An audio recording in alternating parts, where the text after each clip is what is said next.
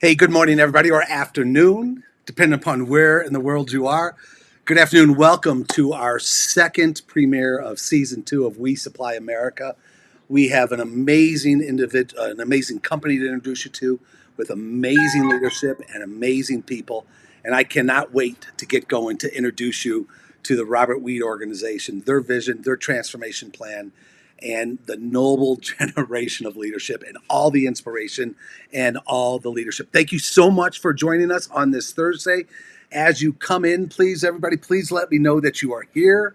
Please say hello in the comments. Let me know that you are here, and we'll be sure to give shout outs to people as you all come in. So welcome, welcome, welcome. Again, this is our second premiere of season 2 of We Supply America, where we're out championing the noble calling of distribution. And today it brings us to Bristol, Indiana, to introduce you to and for us to meet, to learn from, and to be inspired by the organization of Robert Weed. And it's going to be a fantastic, fantastic conversation. I'm going to be joined over the next bit while we're on live with you all with 4 individuals. First, part of the leadership team at Robert Weed, we're going to have the CEO, Will Weed, come in and talk to us. The president of the organization, Steve Ramel, is going to join us.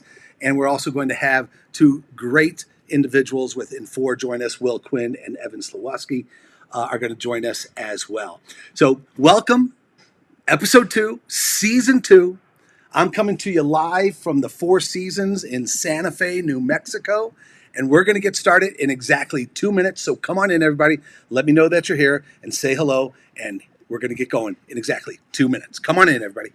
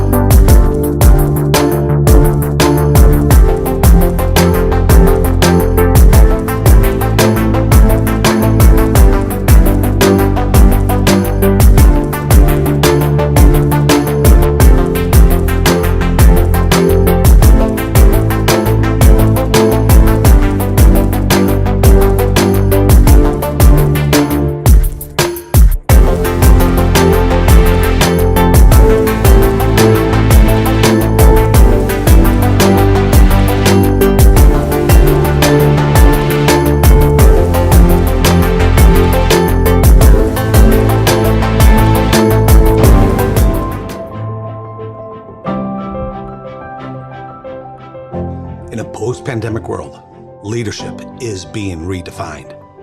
Forces outside of our control and forces within our businesses are calling us to be different leaders than we were going into the pandemic.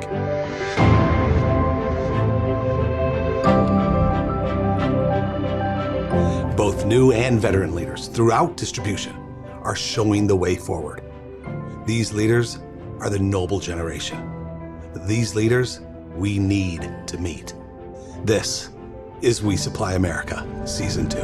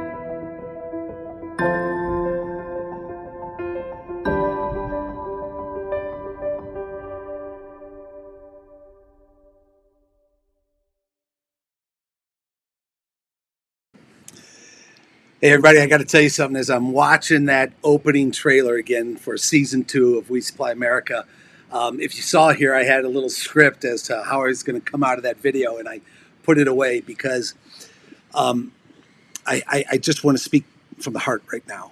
Um, I have the most amazing opportunity with We Supply America to cross this country, meeting with with so many independent, family-owned and employee distribution businesses that you are the backbone of this country.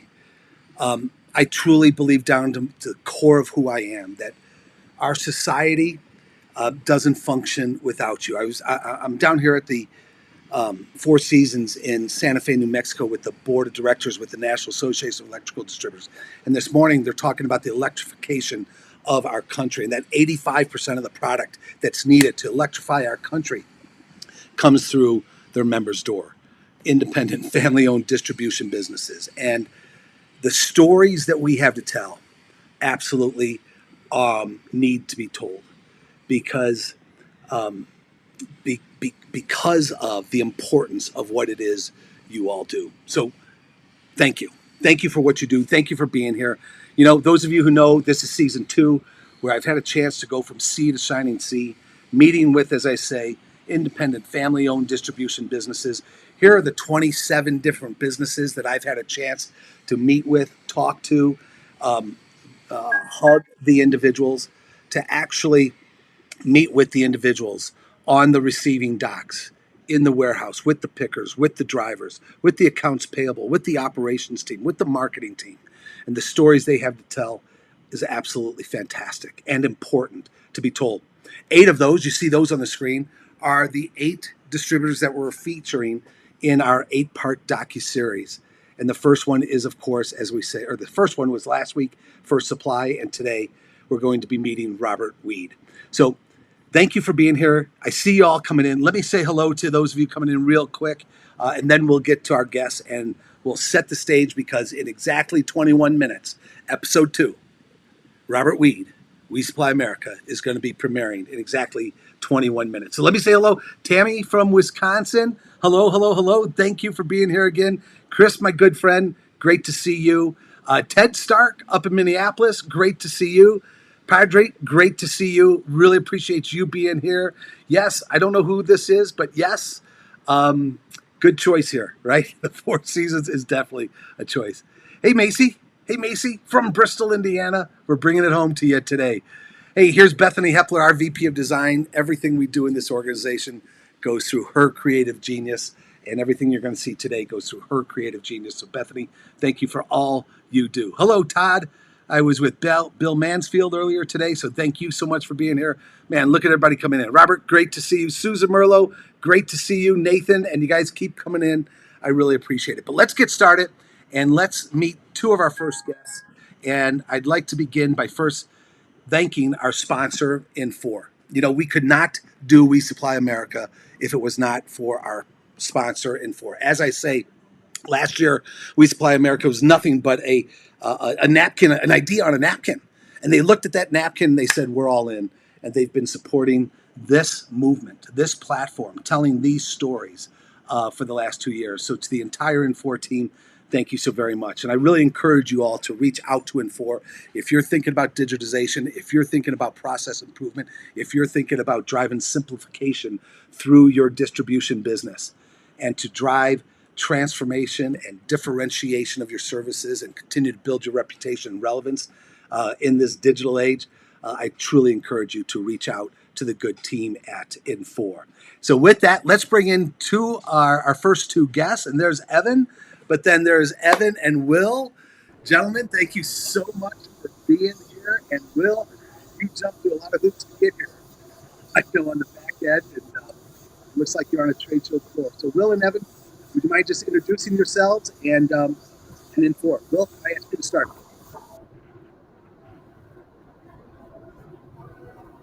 Hey, Dirk, thanks for having me on. Yeah. I'm here from the International Food Service Distributors Association conference in Tampa, Florida, where they're honoring and all the great trucking companies and food service distributors that keep America fed. Yes. So I had the opportunity to meet a couple drivers that are being inducted into the Hall of Fame. They've been driving for 25 plus years, all across the country, just like you, but keeping food in our grocery stores and our restaurants and keeping things moving. So it's all part of the noble calling of It is. distribution that you're highlighting. And thank you so much for doing that. Thank you. And Will, you just the things we take for granted, right? The things we take for granted and feeding America, man. Yeah, I love it. Thank you. Thanks for joining us from there. Evan. Yeah, hi, my name is Evan Slavosky. I'm a senior account executive at Infor, and I specialize in working with building material supply, lumber supply, construction supply. And what that kind of means in the Infor world is to kind of piggyback on what you were saying, Dirk, is that Infor is so dialed in to distribution You that bet. we have specialists like myself that have micro verticals where I only focus with companies who distribute building materials, lumber, construction. So that my job is really to be a liaison for companies like Robert Weed to make sure that they're getting the proper resources here at Infor when they do go to do a digital transformation. Yeah, fantastic. I appreciate that. What a great fit for today's topic. And I'm just thinking about some of the other building materials distributors that we stopped at this year on the tour. I just want to look real quick. I up in Green Bay. Man, I had a fantastic day with Amahart, and just a fantastic organization, and the like. And then just yesterday, no, 2 days ago, um, 2 days ago, Evan, I was up in Thousand Islands, New York, with Airy Building Materials, roofing, and the like. So, a great market, truly part of this noble calling and the like. Yeah. So, gentlemen, could I ask you to, we're getting ready. By the way, we're about 17, now 16 minutes away from the Robert Weed film, but I'd love to hear you guys. As I said, Infor has been a big supporter of We Supply America from the start when it was a napkin idea. What is We Supply America partnering with us? Why do you all do it? You invest your time, your money, your energies, your efforts. You're part of these stories. Why is this platform so important to you guys personally and or to Infor? Will, can I ask you to start again, bud? Oh, absolutely. Thank you. And it's important to me because that's where I spent the majority of my career. I started it in supply chain and distribution in the Marine Corps. I did that for 12 years. I moved on to companies like Coca-Cola, Granger, MSC Industrial Supply, and I really spent my career in distribution centers. And the majority of people had no idea what supply chain was before the pandemic.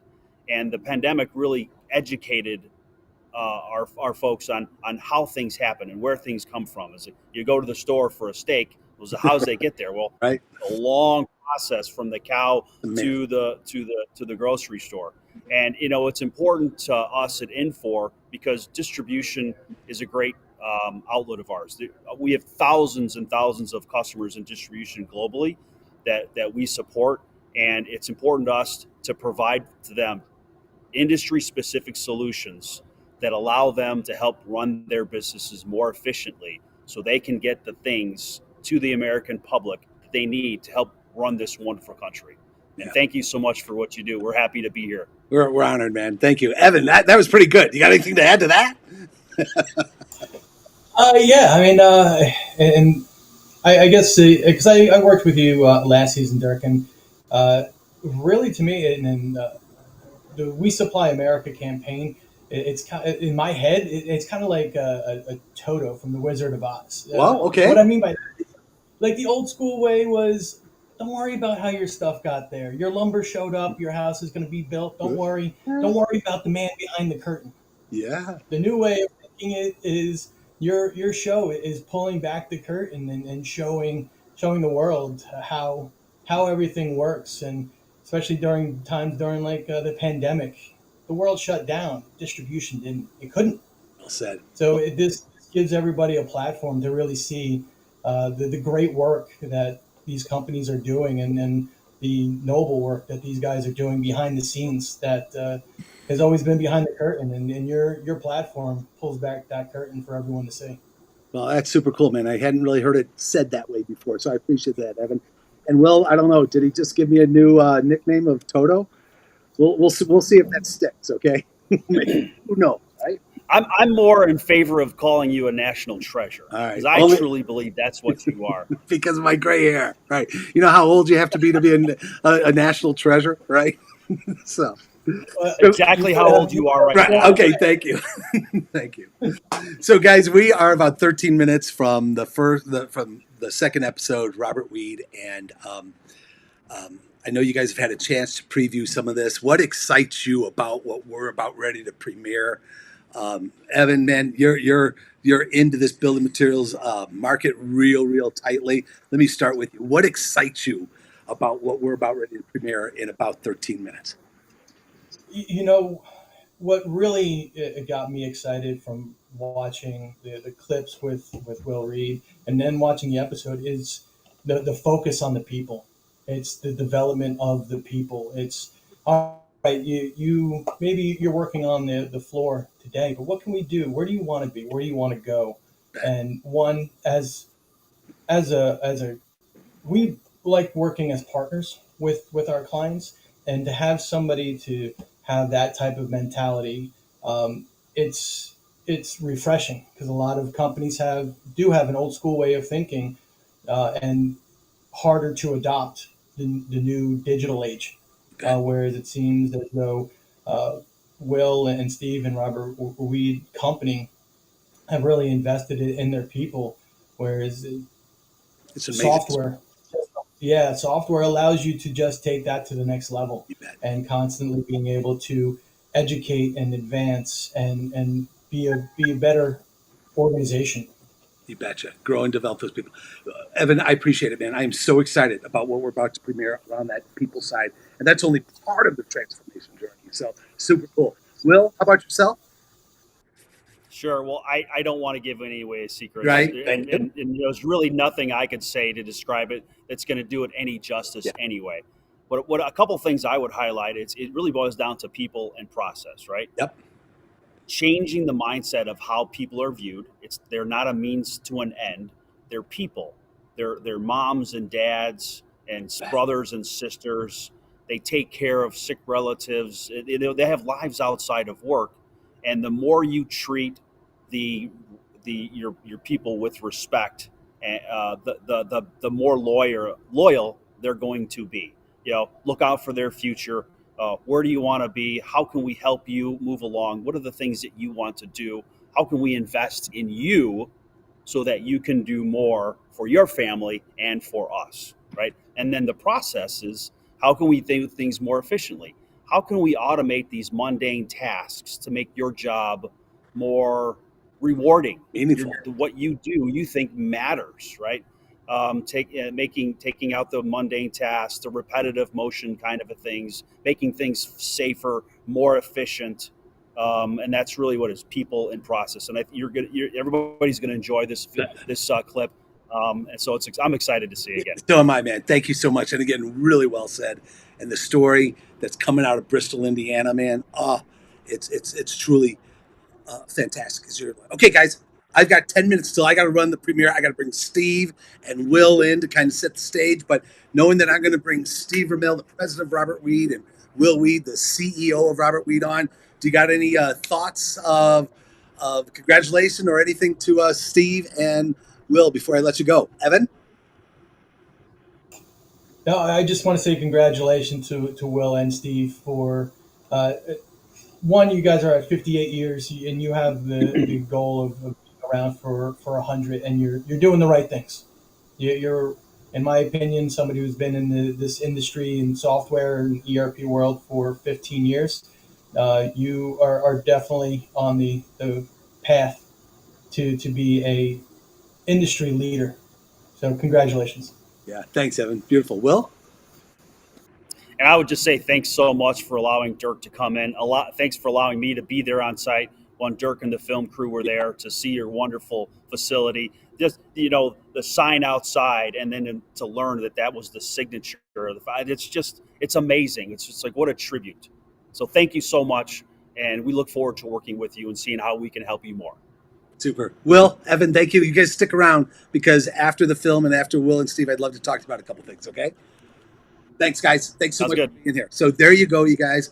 I love Will's and Evan's excitement for this industry, for the possibilities, and for what we're about to see with Robert Weed. So we've got about 8 minutes, and so before we roll this film, let's pull in the two of the leaders from Robert Weed who invited us in to tell this story. They trusted us to tell this story. Steve Ramel, the president of the organization, Will Weed, the CEO of the organization. Gentlemen, hello, good afternoon, and thanks for being here, guys, and I cannot wait. Thanks for being here. Good afternoon. Thanks, Dirk. Yeah. So, hey, Steve, can I ask you, could you just, for those that are not familiar with Robert Weed, could you give a brief introduction to the company, and then maybe we'll transition to Will to give a brief history of it, okay? Yeah, for sure. So Robert Weed Corporation, as I think it was Will stated 58 years ago, we kind of view ourselves as a 58-year-old startup. And the company has been started off as a wholesaler distributor in wood products. We manufacture, we provide value-added material with wood. We also provide consultation and expertise in wood. So we are embarking and getting much better in logistics and planning. But the whole idea around Robert Weed is how do we provide high-quality products, high-quality solutions to the multiple industries we provide. Yeah. Beautiful, Steve. Thank you. And Will, with that, where you're at today, will you just take us back a little bit? Your third generation, your grandfather and father had set the foundation for you. Can you just give us a brief history of the company as well to bring us up to today? Yeah, sure. Thanks for having us today, Dirk. 58 years of doing business here at Robert Weed Corp. We started in Elkhart, moved over to Bristol, Indiana.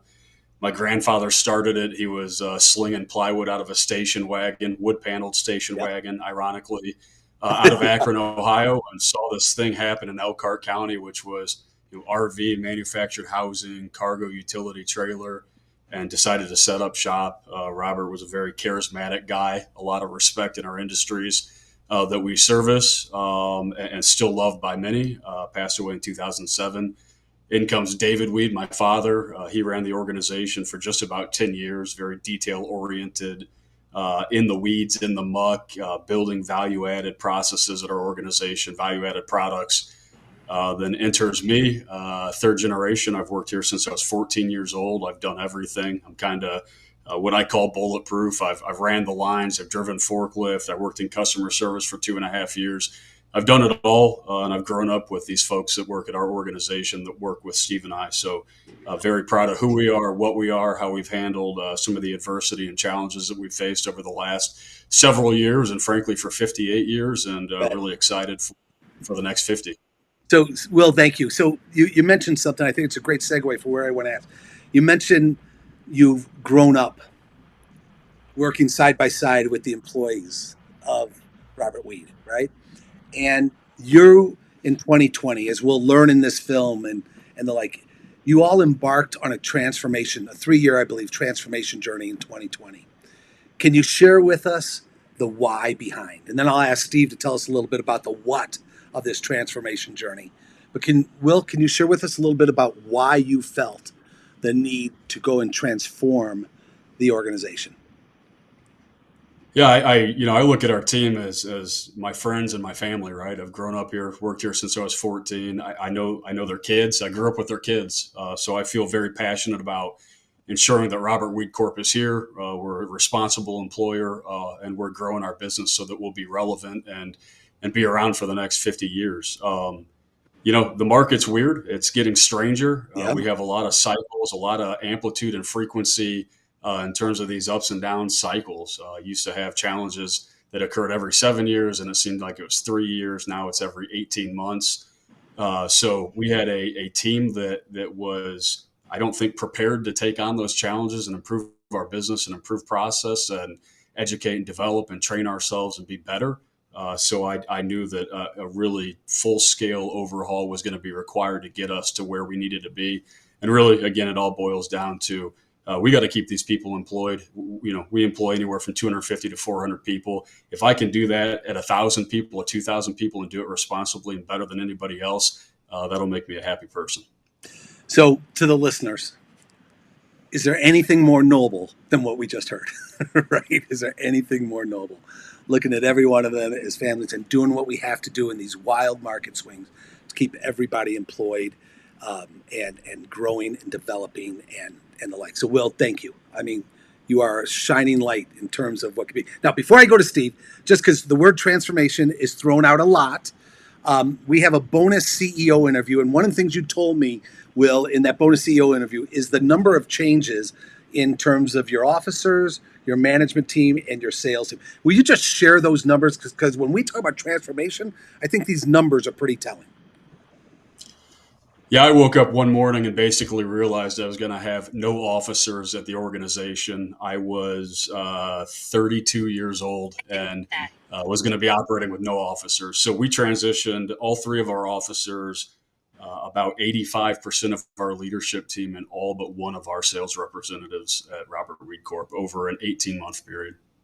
So think about that, everybody, right? And so transformation 2.0, it's easy to use the word transformation, but to me, that's just a signal of the commitment to making that transformation happen.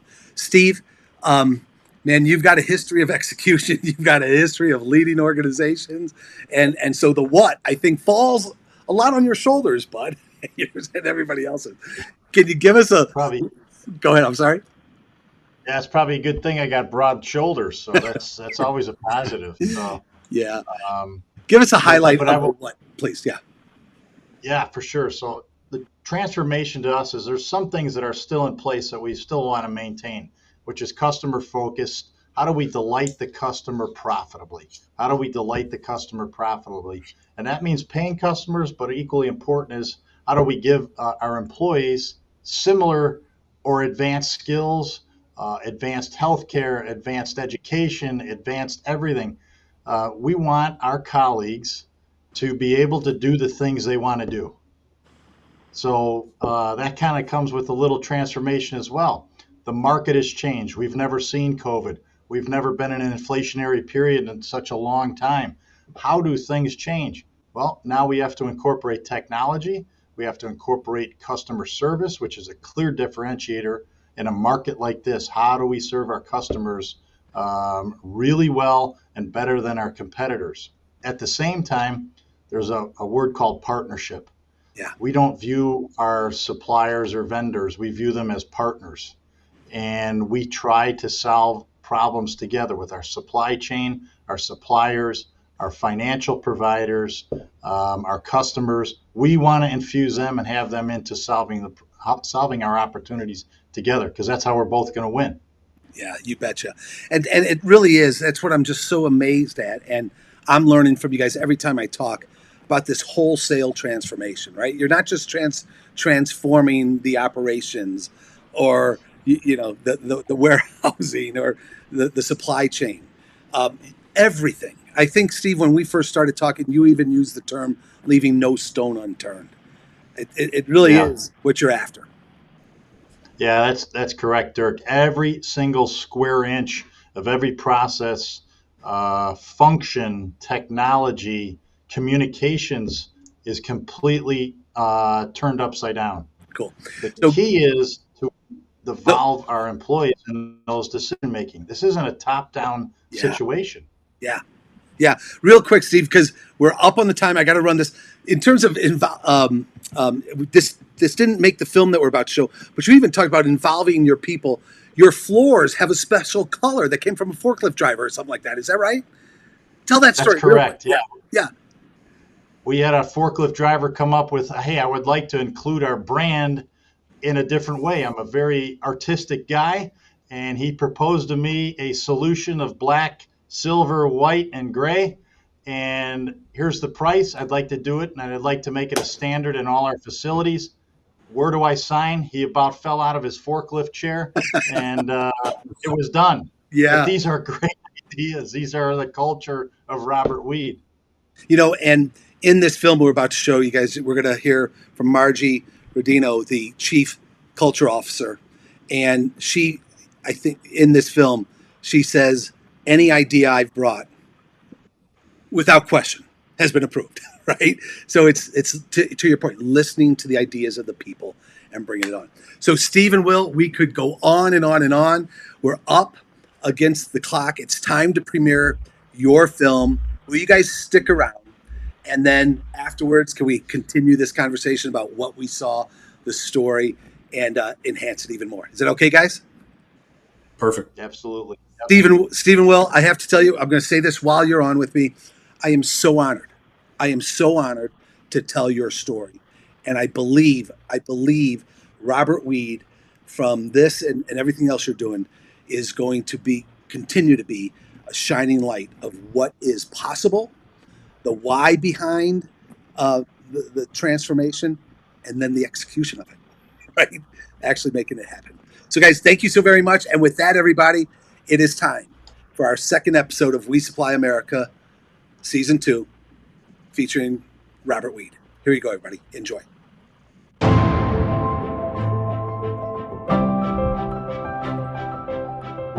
In a post-pandemic world, leadership is being redefined. Forces outside of our control and forces within our businesses are calling us to be different leaders than we were going into the pandemic.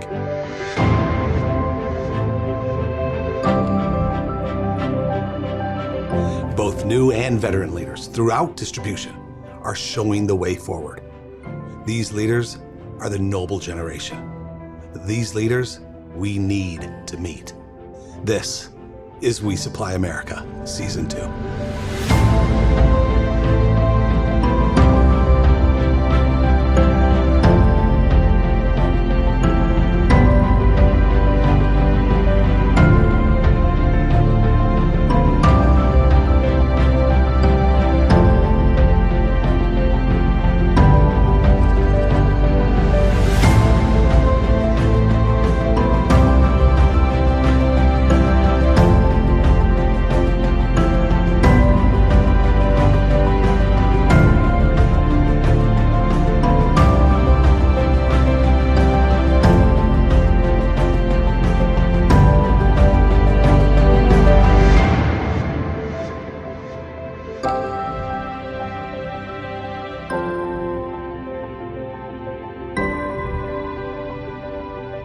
So we're at Robert Weed in Bristol, Indiana, and this is a day I've been waiting for.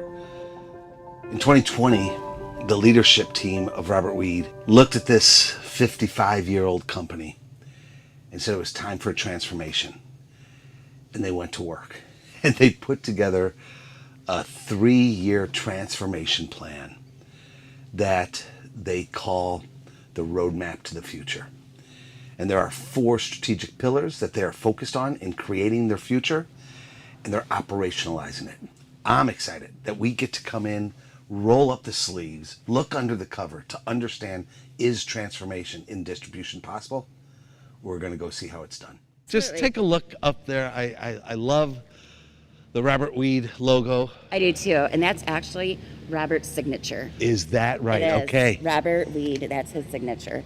That is something. Isn't that's cool, isn't it? It's really amazing. cool. Really cool. Yeah. So what does that signature mean to you? It means everything to me. Yeah. I mean, the legacy that he has built, Yeah. the direction we're heading, it's like they're all about the people. I am loving it. I agree. I think, one of the things I talk about coming off of last year's We Supply America tour, Yeah. Holly, is the word just. I hate the word just. I think Right. we need to strike that word Right, from the from the English language, dictionary. right? Right, yeah, Because when I hear absolutely. people say, I'm just a, and then their job title. Yeah, that is so. Every job is important. Yeah. It doesn't matter if you're sweeping the floor, you sweep that floor with integrity. Or, if you're stacking boards, it doesn't matter, Yeah. It takes every job, every person in this place to make everything run. I'm Dirk. Hey, Eric Williams, nice to meet you. Nice to meet you. How are you today? I'm doing pretty good. How about I'm yourself? good. What's making you good today? Well, it's not the weather, but No. definitely being here at work, just making sure we take care of our customers. That's the biggest thing.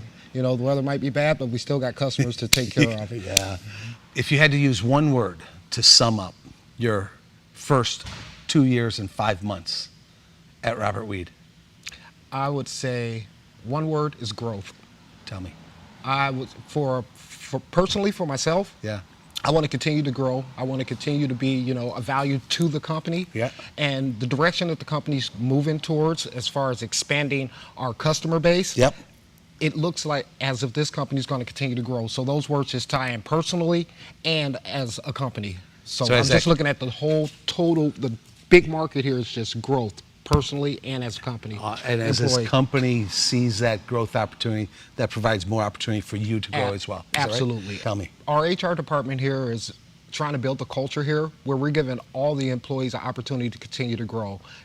We know at other industries or other facilities around the area, some of the employees are pretty much at a flat rate or they're pretty much stagnant to where they can't continue to grow within the market or within the company. But here at our company, we're giving guys opportunities. We're giving them opportunities as far as, Purdue training. We're giving them opportunities here within the departments to also continue to grow.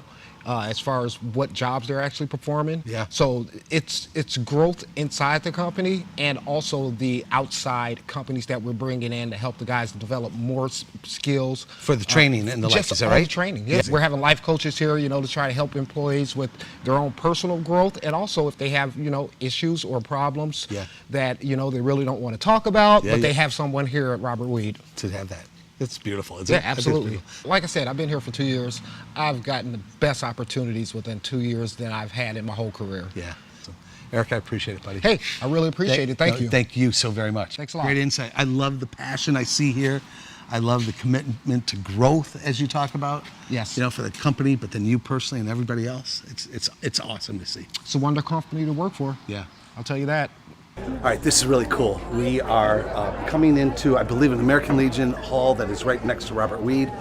The employees of Robert Weed are coming in for the second session today, and this is a life coaching session. I have not seen, there might be others, but I haven't seen a company that has invested in the entire employee population by providing life coaching.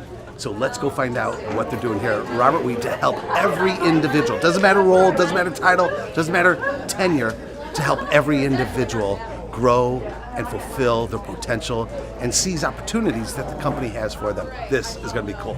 This life coaching, have you been to a session yet? Yeah. So what happens here? Well, it's good.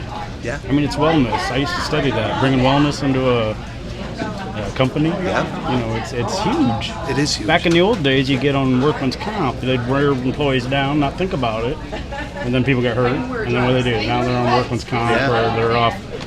So that's that old saying, a healthy, happy employee is a productive. Yeah. Into the bigger picture. And it helps with your own life, too. If you're staying physical, emotionally well, physically well, intellectually well, the whole aspect of it, then it only can help your life in the bigger picture and those around you. Yeah, right on. You guys all know this is day 2, session 2 of our life coach, Julie Stenberg. And I think I just wanted to share a minute of my perspective on why did we do this? Why is this important?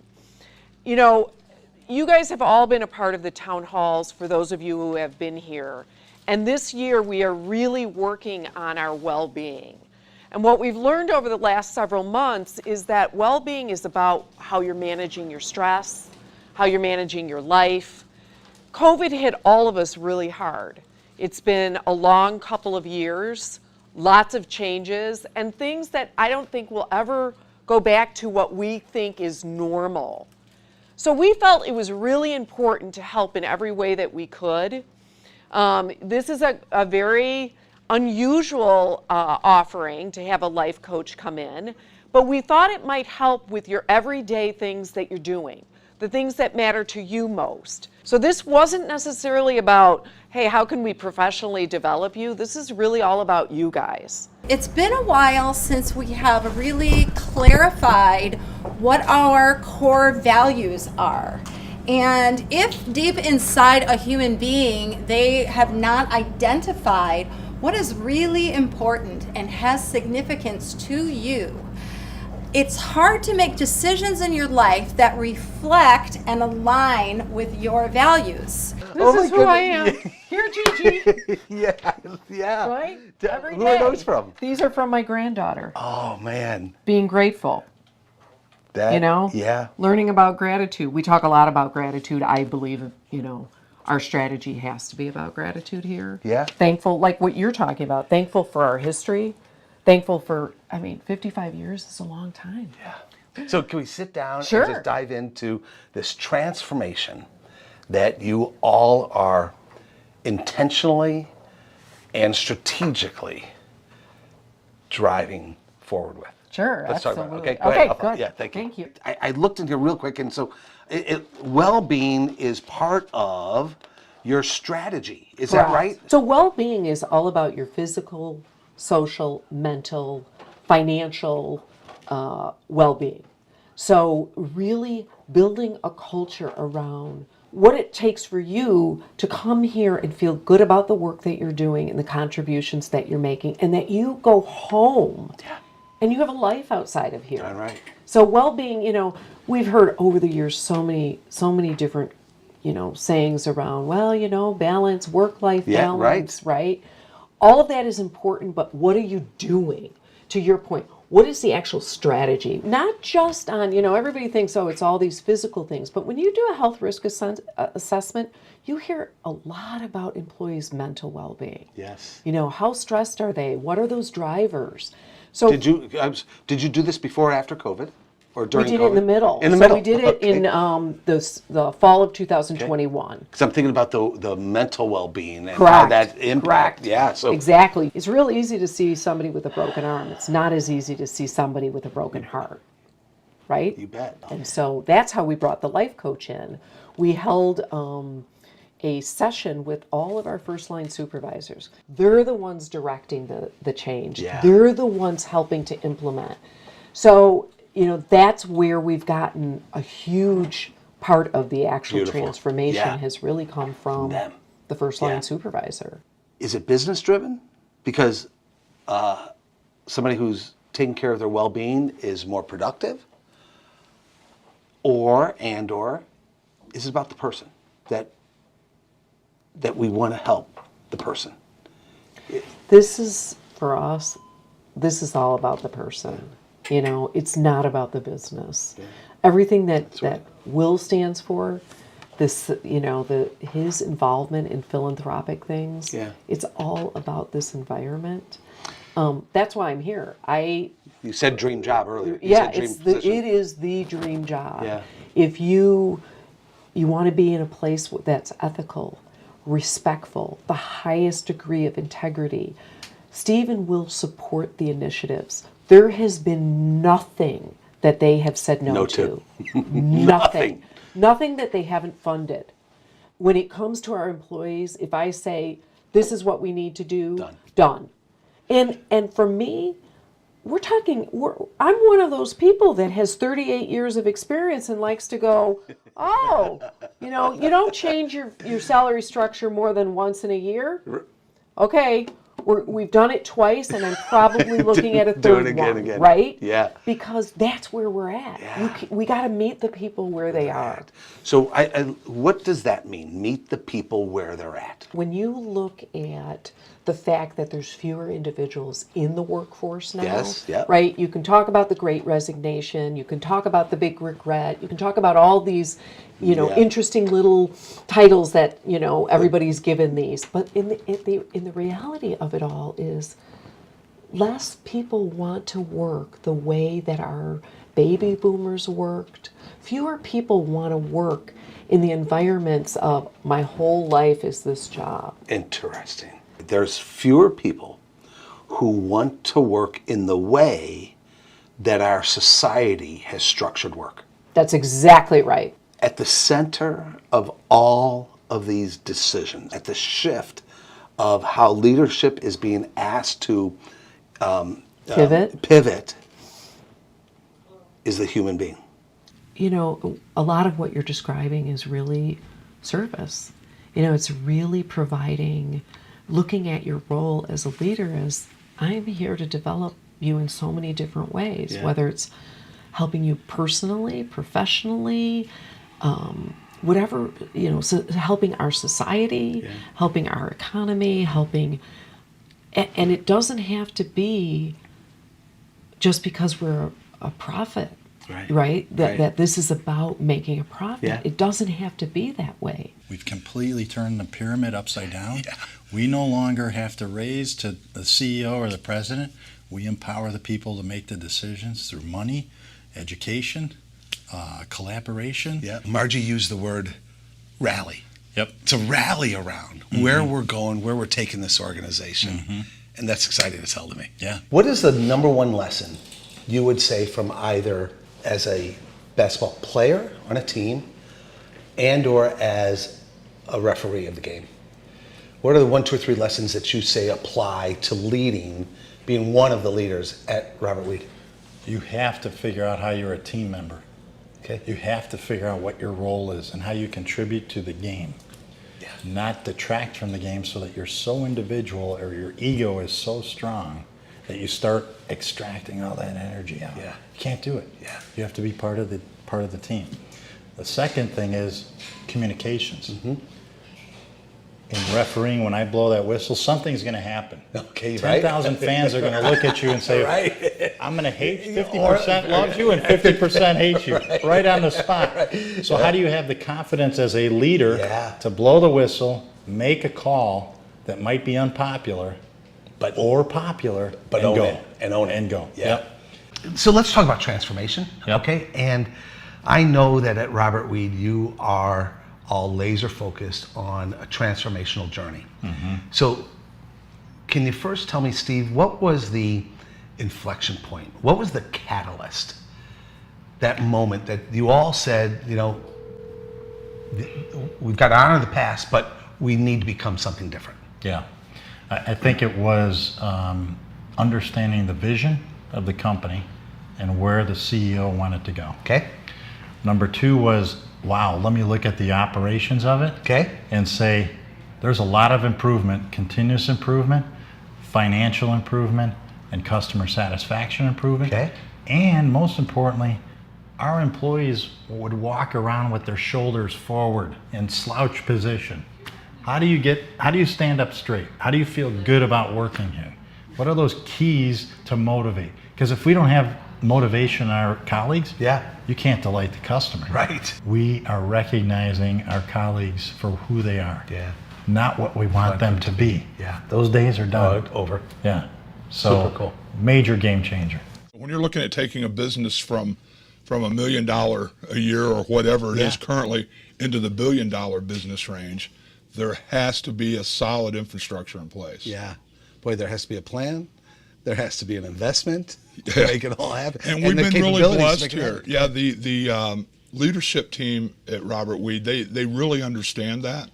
So they've given us a lot of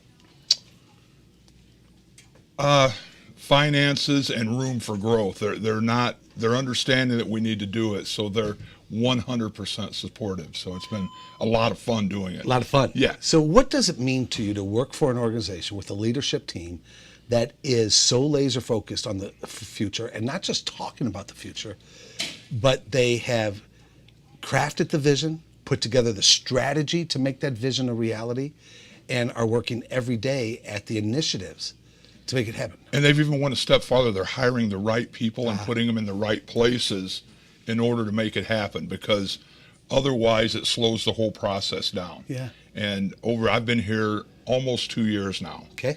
And I've watched the influx of new people come in, and I'm the old man here. Yeah. And it's a whole different world for me. Before this, I spent 16 years working for local government. Okay. Wow. Which moves at a snail's pace. Yeah. You have people that are telling you what to do that have no idea what you do, okay? Whereas here, they come to us and say, okay, here's what we're looking at for the next 5 years. What can you do to help us? And that makes the job a lot easier. Yeah. Is it possible for an employee to truly love, and I mean love, a company? Well, out here on the We Supply America tour, I am finding it's not only possible, but in the heartland of the economic engine of this country, I'm seeing it more than I thought I would, and my heart is absolutely full. You know, the people that I'm having a chance to meet, they're talking to me from their heart, from their soul, and of course their mind, about the opportunities that these businesses, because of the deep, deep care for them as a person, because of that deep, deep care, these companies are providing opportunities for the individuals to grow, to flourish, to fulfill their God-given potential. And that is noble as hell. And that is truly something that sets these businesses apart. My biggest passion is creating equilibrium or balance or sustainability in our markets, but also with our personnel. We have a lot of ups and downs, a lot of highs and lows. The amplitude and frequency are getting worse, in my opinion. And we used to deal with major events every 7 years, and it was every 3 years. Yes. Now it feels like every 18 months or every 2 quarters. You bet. And so how do we work collaboratively with our supply partners and our end users to say, let's create some stasis here. Let's create some equilibrium so that we can treat our workforce better. There's too many ups and downs. We're too quick to lay people off. We're too quick to chase every last penny or that profit number. And I think there's a better way, and I think we can get more out of this county and more out of our team members if we create some stability for them. So stability to take care of your kids, stability to take care of your family, stability to take care of your personal finances. Education and development is a huge passion of mine. I don't think it's always 4-year and PhD type degrees. I think it's, to me, it's all about how do we take our laborers and elevate them to engineers and technicians so they have a higher wage and more ability to take care of their families, and frankly, will commit more to the community than and our county long term. So that's where my passion is. I think we have a lot of opportunity to improve there, and again, that's kind of where this clash of kind of the old school mentality is. We're just gonna crank and grind through this. If I had $1 for every time I heard we've done this before, we're gonna grind through it, we'll be okay. Yeah, we'll be okay. But what about the people on the floor in the production and warehouse environment? Are they gonna be okay? What drives people? What's going to get you out of bed every morning? How can we make this an environment that people are even excited about being here, right? I don't think that's impossible from an employment opportunity. I think people can come to work and have pride in what they're doing, but also be able to participate and contribute to other things that make them feel fulfilled and committed to the vision and the mission. At the end of the day, none of this is about greed to me. This is about sustainability of our business, being able to keep people employed. How do we create enough equilibrium that people can walk into work today and say, you know what? I can focus on the positive things. I can focus on improving my work cell or focus on improving myself because I know the business is going to be here tomorrow. This for me is about getting Robert Weed Corp to a 100-year organization. And employing people very responsibly through that time. If we hit a 100-year mark, I'll feel like I've done my job, especially if we've kept people employed and kept people healthy during that time.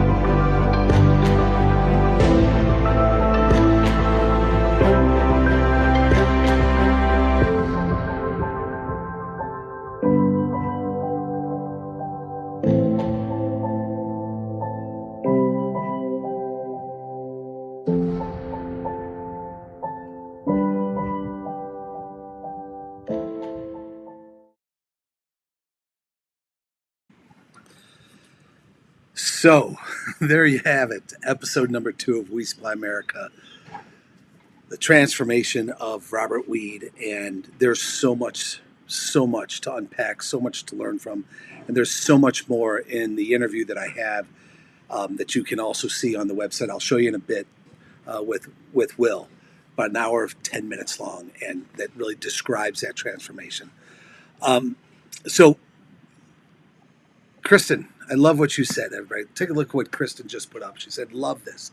Creating more stability for your employees is an incredible mindset and a goal for any business. And Kristen, I couldn't agree anymore. And that is absolutely, I think, at the core of this transformation plan, this vision that Will has and that Steve talked about. So let me pull Steve and Will back in. And guys, I got to tell you, I'm choked up seeing your commitment. I've come to the conclusion. Last year, I talked about, coming off We Supply America season 1, that these businesses, your businesses, are platforms for personal and professional growth of people. I've broadened that. When I see what I just saw, guys, I am absolutely convinced that the Robert Weeds of the world are a force for good. And that's what I see.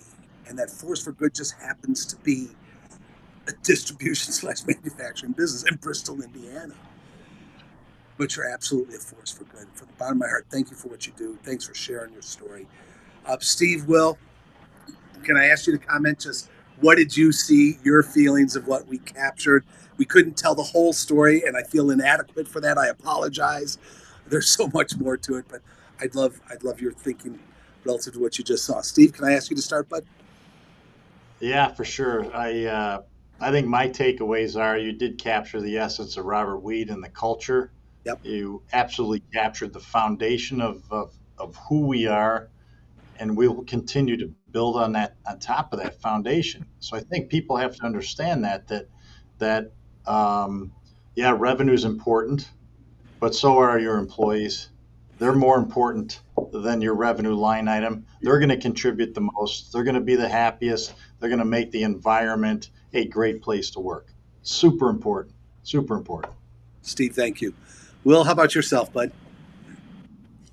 Yeah, I hate's a strong word. I really dislike social media. There's a lot of negativity out there, but I think also a lot of posturing and a lot of marketing going on. And I get it. I get the game. But what I see out of this video, our team is genuine. I think the comments that you see and hear on this video are a true representation of who we are. As Holly's talking about the signature, our people know who we are. They know where we've come from. They know the trials and tribulations that we've gone through, and they're bought into our vision and how we're going to move this organization forward. So I'm proud of the team. It's what keeps me coming in every day and keeps us focused on that mission and that vision of Robert Weed Corp 2.0. Just a lot of genuine folks that I see on this video. Will, thank you for saying that. And that's a thought I had as I was watching this. And as I was, quite frankly, watching you and Steve in the green room off to the side as it's rolling, and at Robert Weed, there's this feeling. There's this step that you guys have. There's this inherent movement forward. There's this optimism, this belief of what we are doing is right, is good, is noble. It's hard as hell, but man, we're doing it all for the right reason, and that comes through loud and clear when I was on site and through this. So that genuineness, Will, I think it's super. So let me pivot for a second, guys. So I talked about, you guys you both shook your heads when I said it's hard as hell. Okay, you both said yeah, it is. Yep. And Will, you talked before the film when I asked about some of the turnover that you generated in your leadership, right? Three of your board members, I believe, 80% of your leadership team. I'm getting these numbers right, and all but one of your salespeople, right? I mean, it just says so much. And now you're bringing in people like Steve, who's worked with people like Jack Welsh at GE, Margie from American Express. Can you tell us your thinking about these types of moves to really make your vision come alive? Yeah, there were a lot of long nights and certainly lonely moments for myself, and same with Steve as he's jumped on the team. I kind of wrap this up in a very simple bow, but my job is easy, right? Hire people smarter than me and share vision.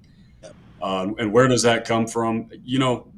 In a lot of industries, and certainly ours, a lot of great people, but we're a victim of our own success. We've done this for 30 or 40 years. We've been successful. We're close to that point of having the privilege to retire and move on and do other things. There's just a lack of skill sets and capabilities and talent in Elkhart County in general across the entire country. And so it was quick for me to understand that, hey, we've got to have a healthy balance between people that understand the industries that we're in, but also people that come from very rich and robust backgrounds.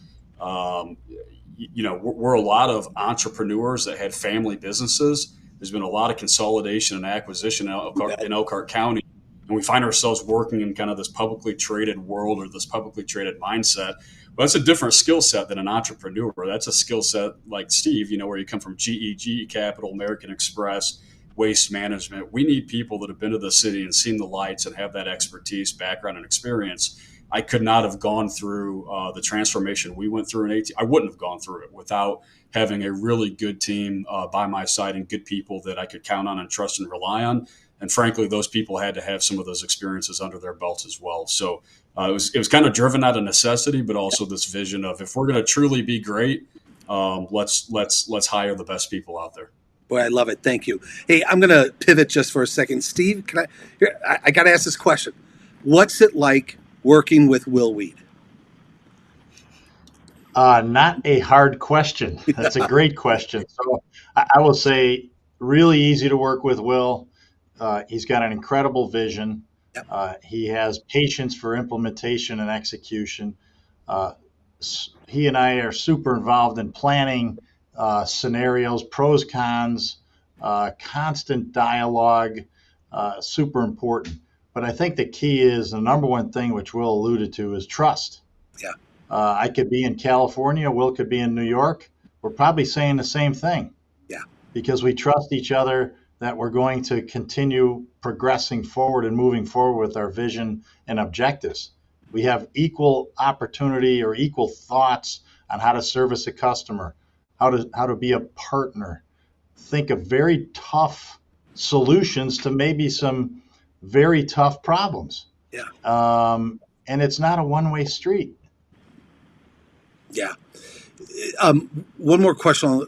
Was it tough for you to make the decision? See, I think about your background, right? I think about your background, working for these global organizations. Hell, I could only imagine what your budget was, okay, for some of the responsibilities you had and how you traveled. And with all due respect, you're in Bristol, Indiana right now, Was it a hard choice for you? If so, why? And if not, why not? I don't think it was a hard choice because, number one, I had some great mentors and coaches at Waste Management, American Express, GE. So you're almost kind of prepared for change. You're almost prepared to accept any type of role that you get. The key is to get the job done and how to delight the customer. Yeah. And really the only difference was maybe a few zeros on the balance sheet. That's it. Yeah. You're still going to encounter the same challenges. You're going to still encounter the same growth. You're going to still encounter similar communications and similar scenarios. Yeah. So it wasn't hard at all. I love it. Will, can I ask you, the changes, you made decisions that you needed certain capabilities and talent brought in and the like. What's the question I would ask? The difficulty, the vulnerability as the leader, the CEO, the individual who took his life savings and bought the business from the family, right? If you will. And here you are, hiring, bringing on board wicked smart individuals, right? And can you just share what does that mean as a leader in terms of does it require vulnerability? Does it require confidence? What does it take? Yeah, it certainly requires some thick skin. Yeah. I mean, my own team thought I was crazy. I think people on the production and warehouse floor thought we were nuts. Yep. We had to transition with some major customers as we went through this process with some, great people, friends of mine too, that worked for the company for 27, 28 years that are no longer with us. So, I think people still think I'm crazy, but I'm stubborn. I'm really focused. I can sit down and perform a task for a long time. And if I'm working towards something, I'm okay. I'm pretty patient. So, I had it in my mind at a pretty early age that we needed to be better than we were. But also, I'm not just here to be a small company in Bristol, Indiana. There's other opportunities out there for me if that's all Robert Weed Corp wants to be. And so, for me, it was a very easy decision to start looking at ourselves kind of in the mirror and saying, who do we want to be? What's our vision? How are we going to get there? And what are all the pieces we need to pick up in order to achieve that? So, yeah, I think it's a little bit of everything. Got to be humble. Got to be willing to take some blows. And I said it in the video, but this isn't about greed to me or more money or more profit. This is about sustainability. And frankly, over the 08-09 financial crisis coming out of that, a lot of organizations here and across the country decided, hey, you know what, we're going to step up and we're going to grow our businesses. This is an opportunity. We see a 10-year window of a healthy economy. Our organization didn't necessarily take that path. Our path was to, be cautious and be conservative.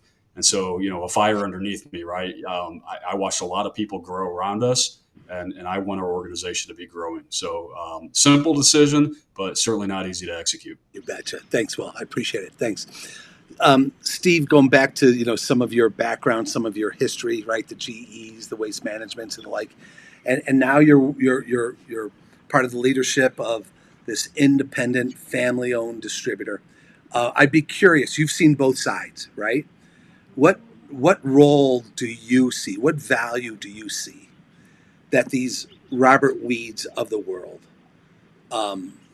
provide? And part of the context of that question is, I believe it's the GEs of the world, the Silicon Valleys of the world, the Wall Streets of the world that garner the business narrative, and so that's part of the context of it. So you've been on both sides of it, man. What value do you see of these independent, family-owned businesses in Bristol, Indiana's of the country?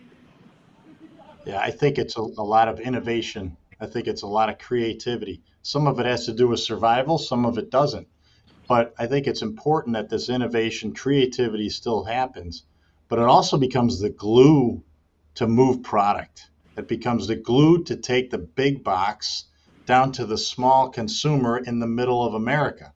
At the local level, you have to have that. Yeah, we might rely on programs, tools, techniques from big companies because they can afford to do that on a regular basis. They can afford big training programs, they can afford a lot of technology solutions.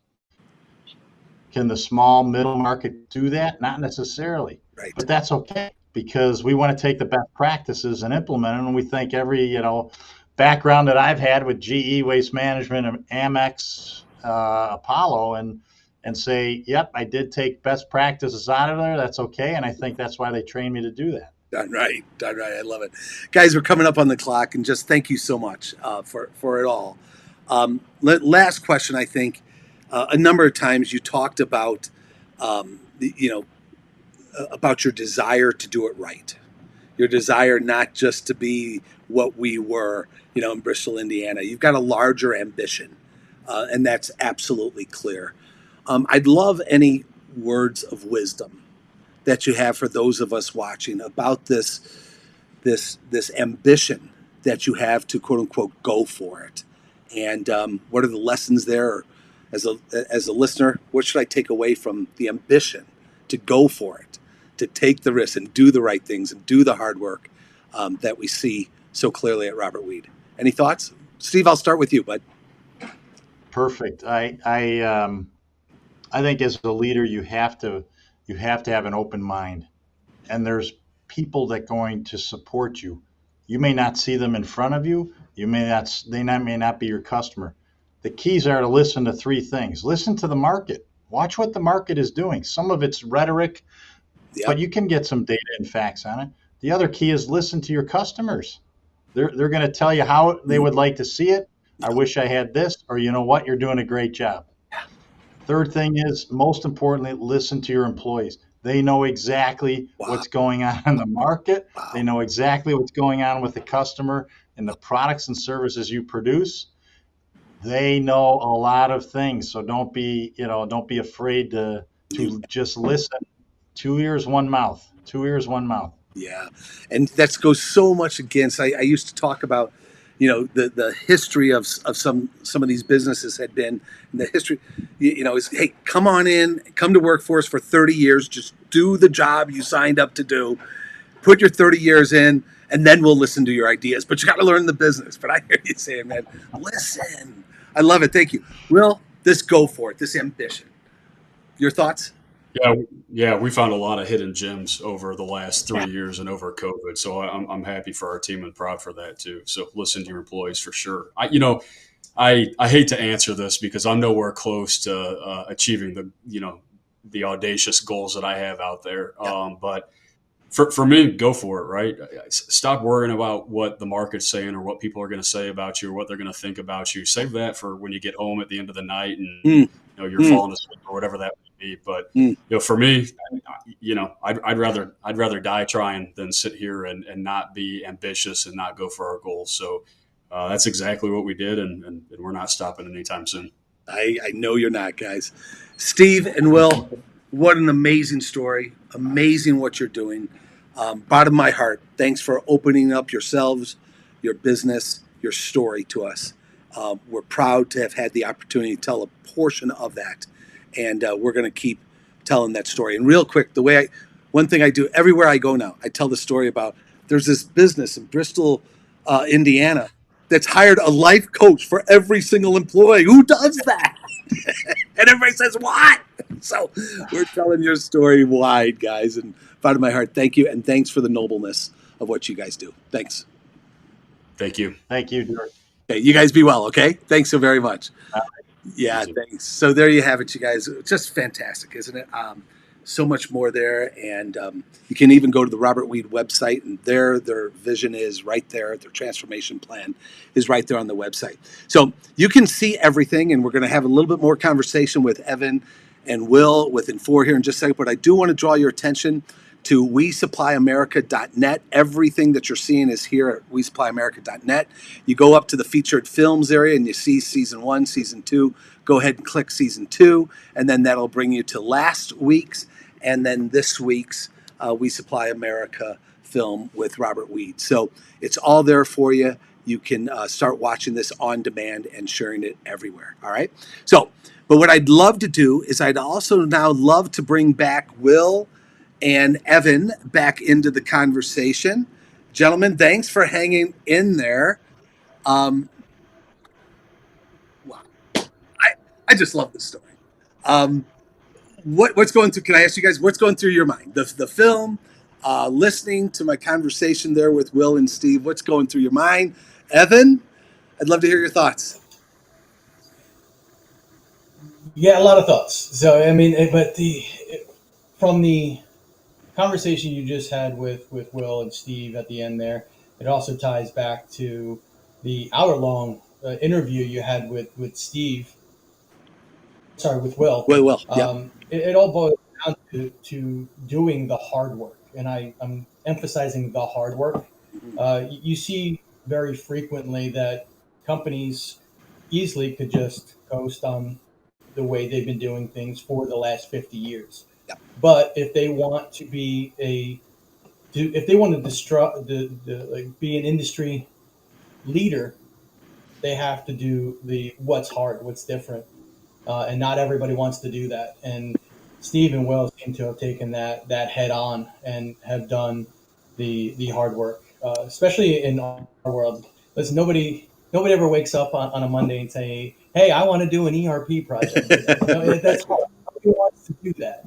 But the companies that do the hard work of doing a digital transformation, they're the ones who are seeing the benefits, like Robert Weed's going to see the benefits in their operational efficiencies, in their employee satisfactions, in their and it would all equates down to their bottom line. They're going to increase their revenue and be a long-standing pillar in the industry. Yeah, I love it, Evan. Thank you. And a couple things going through my mind on that. One, in the CEO interview that we can all watch at wesupplyamerica.net there, Will even talks about, right, um, the reason why we do the hard work. Yes, to be a leader, as you say, but he says ultimately those who don't, right, who don't have that ambition to lead like that, said at some point in time, their significant event is going to come, right? Their significant event is going to come. I tie that into 2 weeks from now, I'm going to be down in San Diego with the Gases and Welding Distributors Association, GATA, and I'm going to be leading a panel discussion on bridging the gap from this generation to the next generation, right? As we're transferring leadership of so many businesses. And the premise there is that these independent family-owned businesses, with all this consolidation going on, is we've got to help these independent businesses remain viable and relevant, even if they're not quote unquote the leader of the industry, remain relevant for the good of the industry, for the good of society, our local communities, and the like. And so I'm taking that with what you said, doing the hard work, right? It's critically important on so many different levels. So thank you, Will. When you heard Will and Steve there, what's going through your mind, bud? Oh, there's so much there. So, Yeah. so first of all, Josh, Jordan, Bethany, congratulations on another fantastic video. Will, Steve, thank you so much for participating. Clearly, Will started off right with a great name, You're right. Will. Right. But obviously, he's got a much better hair game going He on than does. I He do. does. So, before I heard of Robert Weed, when I thought of Elkhart, two things came to mind. Yeah. So it's the RV capital of the You bet. world, right? Yep. So the We Supply America RV probably was born there. Yeah, it was. And then the other thing was MSC Industrial Supply. And I remember my boss, who was the VP there, would say, how they would struggle with employees because the RV industry paid so much more money, but they had a tendency several times a year to lay people off. Yes. Right. So they pay them a lot, but as soon as things got bad, boom, they were laid off, and they went to MSC because it was more consistent, even though it was a lower wage. So I understand what Will is talking about with providing a consistent, The stability. level of stability. Thank you. Yeah. For their employees, and then treating the whole person. That the life coach is amazing, right?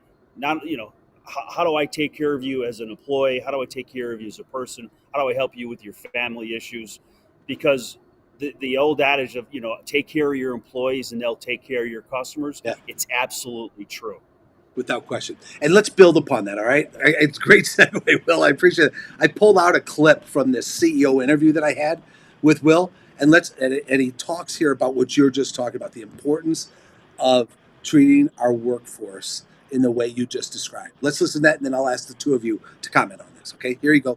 Will from the CEO interview that we can watch at WeSupply.com. Let's create some stasis here. Let's create some equilibrium so that we can treat our workforce better. I think Elkhart County has one of the best working populations, one of the best labor populations in the country. And I think we treat them poorly. There's too many ups and downs. We're too quick to lay people off. We're too quick to chase every last penny or that profit number. And I think there's a better way. And I think we can get more out of this county and more out of our team members if we create some stability for them. So stability to take care of your kids, stability to take care of your family, stability to take care of your personal finances. Education and development is a huge passion of mine. I don't think it's always 4-year and PhD type degrees. I think it's, to me, it's all about how do we take our laborers and elevate them to engineers and technicians so they have a higher wage and more ability to take care of their families, and frankly, will commit more to the community than and our county long term. So that's where my passion is. I think we have a lot of opportunity to improve there, and again, that's kind of where this clash of kind of the old school mentality is we're just gonna crank and grind through this. If I had $1 for every time I heard, we've done this before, we're gonna grind through it, we'll be okay. Yeah, we'll be okay. But what about the people on the floor in the production and warehouse environment? Are they going to be okay? When we lay off 20% of our workforce, back in 08, 09, we were the poster community for laying people off and then bringing everyone back. We're going to go through a similar cycle to that time right now. And that really frustrates me. I guess my question would be, what have we learned in the last 10 years and what have we improved, or did we just make a lot of money? So there's so much there, guys, to me. I talked about that business narrative. That is a different narrative about business and being a force for good than what we hear, day in and day out, I think, in the business news and the like. That's number one. Number two, when he talks about investing in his people to help his laborers become engineers and technicians, right? To develop new capabilities so that they can remain employed and grow and earn a wage from X to Z, wants to pay them more. I think it's fantastic. And he even talked, you got to watch the CEO interview to see even more of that, but he even talks about, man, if we have a plan about bringing in automated equipment using technology, right? And we have a plan and we're training our people before that happens. Now, when that technology comes in, they don't see it as a threat. Now they're ready to grow into that position and earn even more wages. Evan, your thoughts on that clip? Yeah, and what I hear there is proactive versus reactive. Yeah. A lot of companies are reactive, and then like you said, you hear it in the news all the time. They wait till until something happens, and then they have to figure out how to fix it. Whereas Will and Steve, they see what the problems are coming down the road, and they want to make sure they're staying ahead of it. And they're embracing technology to do it. Even with Inform, and we have an entire platform dedicated towards the ongoing education of employees to get them to being on the floor to an engineer or forklift driver, and then giving them the education on how to work with those automated robots. I mean, it's sometimes it's not just a problem, but it's how are you going to embrace what's coming down the road. And Evan, it's truly, and we weren't going to talk about this, but the more and more I learn about Infor's talent modules, how you can help organizations help people develop those career paths based on their passions and capabilities, I'm blown away by it, quite frankly. And I didn't know that was an Infor capability when we started 2 years ago. So it's really fantastic. I think it ties in. It's really strong. Will, how about yourself, man, when you saw that clip? I know you led us into it, but anything else there? Well, it's just really about taking care of the people. I just saw a clip from Mr. Wonderful from Shark Tank. Yes. And he had said something. He seemed very proud of it. He's like, if you want balance in your life, if you want to be your kid's soccer coach, don't come work for me because you're not going to get it. Right. And, yeah. And I was like, wow, that sounds awful. Like, why would you want to treat people like that? Right. And clearly that's not what you see here at Will Weed. So, yeah. And Robert Weed. Awesome. No doubt about it, guys. Fantastic. Robert Weed. Yeah, I got it. Yeah, I do the same thing, Will. So, hey, Will and Evan, thank you guys so very much for this. Thank you for your insights. Thanks for your contributions. Will you do me a favor, please, and thank the entire Infor team? And again, we couldn't do this without the two of you and the entire Infor team. I know Kristen is on, Kristen Summit. Thank you so much for driving this throughout the Infor team. And I encourage everybody here, when you're thinking about the types of process changes, the need for a modern technology platform and the like, I really encourage you to reach out to the entire Infor team. Will, Evan, thank you guys so very, very much, guys. Be well, my guys. Bye now. Be well, friends. Thanks. Be well. All right, guys. So there you are. There you are. Let me see here. Let me see. There you are. Episode 2. Meeting a fantastic organization led by amazing, talented, ambitious, humanistic leaders over at Robert Weed. So I hope that you got a ton out of it. Please know that. Let me find it here. Sorry. here's the website. So again, you can go to wesupplyamerica.net, where the Robert Weed is streaming live right now on demand, and you can go back and review it and send it to others in your organization. And when you scroll down also, you'll see this bonus interview that we were talking about, where there's about an hour and 10 minutes of Will and I having a conversation of the entire transformation journey that they're on. And I encourage you to go and listen and watch that bonus episode as well. Okay? So here are, again, the 8 featured distributors. We are 25% of the way through our 8-part documentary series. Last week, as you know, was First Supply. This week was Robert Weed. Here's our schedule going forward. Next week, I cannot wait to introduce you to another organization from the heartland of America, Wausau, Wisconsin, Rocket Industrial. Then the following week, DSG. You see it there. C.H. Briggs from Reading, Pennsylvania. Jekyll Distributors from Madison, Wisconsin. Eastern Industrial from South Carolina. And then L&R Distributors from Brooklyn, New York, and Monroe Township, New Jersey. So guys, thanks so very much for following us. Continue to help us spread the word. And again, to the entire Robert Weed team, thank you. Thank you for sharing your story with us. Thank you for allowing We Supply America to champion the noble calling of distribution by telling your story. Until next Thursday, everybody, be well, and I can't wait to see you next Thursday. Thanks for joining us today, everybody.